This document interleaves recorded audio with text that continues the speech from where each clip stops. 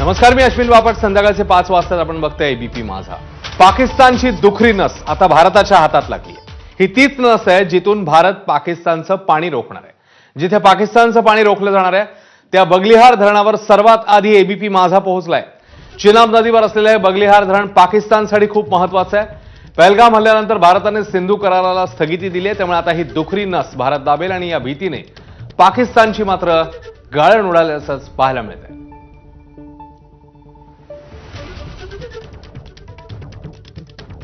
आणि थेट या संदर्भात या परिसरातनं जाणून घेऊया. आपले प्रतिनिधी गणेश ठाकूर आता आपल्या सोबत आहेत. गणेश, पाकिस्तानची भीतीने गाळण उडालेली आहे. हे धरण आणि एकूणातच हा प्रकल्प भारताच्या दृष्टीने पाकिस्तानच्या दृष्टीने कसा महत्वाचा आणि पाकिस्तानची कशी कोंडी होणार आहे गणेश?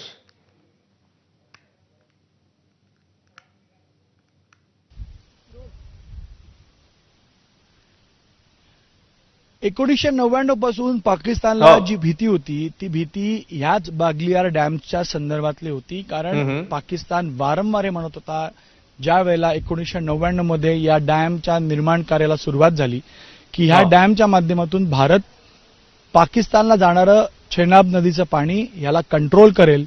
यामुळं पाकिस्तानला खूप मोठा नुकसान होऊ शकतो आणि भारत जेव्हा केव्हा युद्ध होईल तेव्हा ह्या बगलिहार डॅमच्या माध्यमातून या नदीच्या पाण्याचा स्वतःसाठी आणि पाकिस्तान विरोधात एक वेपन म्हणून त्याचा वापर करेल. आणि आज भारत तेच करतंय. भारतानं इंडस वॉटर ट्रीटी सस्पेंड केली आहे आणि त्यानंतर मी या बगलिहार डॅमची दृश्य तुम्हाला दाखवतो. हेच ती नव आहे ज्याला दाबण्याचं काम भारत करतं आणि यामुळं पाकिस्तान एवढा आवाज करतोय की हे जे होतंय किंवा भारत सरकारकडनं उचललेली पावलं चुकीची आहेत. आता या बगलिहार डॅमचं महत्व काय, तर बगलिहार डॅममध्ये चिनाबचं पाणी येतं. इथे या पाणीच्या माध्यमातून भारत सरकारनं 900 मेगावॉटचा एक हायड्रो इलेक्ट्रिक पॉवर प्रोजेक्ट सुरू केलेला आहे, ज्याचा विरोध पाकिस्तानने केला होता. मात्र वर्ल्ड बँकच्या मध्यस्थीनंतर अनेक वर्षांच्या लढ्यानंतर भारताला हा बगलिहार डॅम बनवता आला आणि इथं 900 मेगावॉट ही वीज निर्माण करता आली.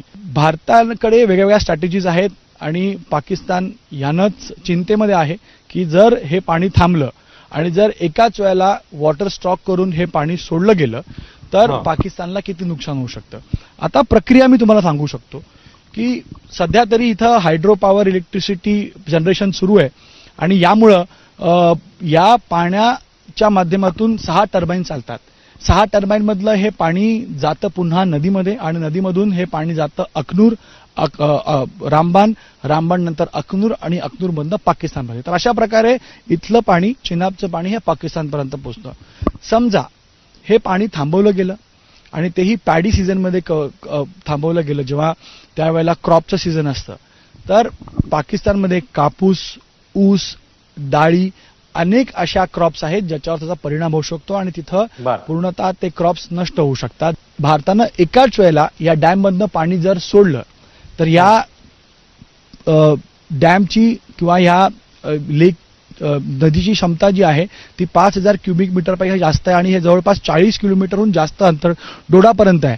म्हणून एकाच वेळेला हजारो लाखो क्युबिक मीटर पाणी इथनं सोडलं जाऊ शकतं आणि हे पाणी जर एकाच वेळेला सगळ्या गेटच्या माध्यमातून अखनूरहून पाकिस्तानला पोहोचलं तर पाकिस्तानमध्ये पूर परिस्थिती निर्माण होऊ शकते. तिसरं, जर आपण हे पाणी इथे स्टॉक केलं आणि बऱ्याच दिवसापर्यंत स्टॉक केलं तर त्या पाण्याच्या स्टॉकमध्ये बऱ्याच वेळेला आपण पाहिलंय की त्यामध्ये रेती, माती येते आणि जर आपण त्या रेती मातीसह ती जी गाळ आपण म्हणतो त्याला पाण्यासोबतच सोडलं आणि एकाच वेळेला पूर्ण फोर्सनं हे पाणी सोडलं गेलं तर ती पूर्ण गाळ, रेती, माती ही पाकिस्तानमध्ये जाऊन त्यांच्या ज्या ज्या भागांमध्ये पोचेल आणि त्यामुळं त्यांची जमीन किंवा त्यांच्या क्रॉपवर त्याचा परिणाम होऊ शकतो. आणि यामुळं पाकिस्तान ह्या अनेक गोष्टीहून चिंतित आहे की हे पाणी फक्त त्यांना जलसंकट नव्हे तर त्यांना पुराची परिस्थिती निर्माण करू शकतो आणि त्यांच्या पूर्ण ॲग्रिकल्चर रेव्हेन्यूलाही मोठा धक्का बसू शकतो. एक प्रक्रिया आहे ज्याला म्हणतो पॉन्डिंग. पॉन्डिंग म्हणजे आपण पाणी स्टॉक करतो. आता जी इंडस वॉटर ट्रीटी सुरू असताना पाकिस्तान आणि भारतामध्ये जे करार होते त्यामध्ये असं म्हटलं गेलं होतं की मॉन्सून सीझन, पावसाळ्याच्या वेळेस आपण पाणी स्टॉक करायचं असतं आणि नंतर ते पाणी सोडायचं असतं. म्हणजे फ्लश करणं आणि फिल करणं रिझर्वायर्स हे मान्सून सीझनमध्ये करण्याचा करार होता. बरं. पण आता करार नाहीये. यामुळं मान्सून सीझन ऐवजी आज समजा भारतानं ड्राय सीझनमध्ये पाणी स्टॉक करणं आणि पाणी सोडण्याची प्रक्रिया सुरू केली तर त्याने पाकिस्तानला मोठा नुकसान होऊ शकतं आणि यामुळं पाकिस्तान याच्या विरुद्ध बोलतोय. करारमध्ये असताना पाणी कधी सोडलं जाणार आहे ही सगळी माहिती भारताला पाकिस्तानला द्यावी लागायची. एक डेटा द्यावा लागायचा. पण आता करार नसल्यामुळे डेटा देण्याची गरज नाही.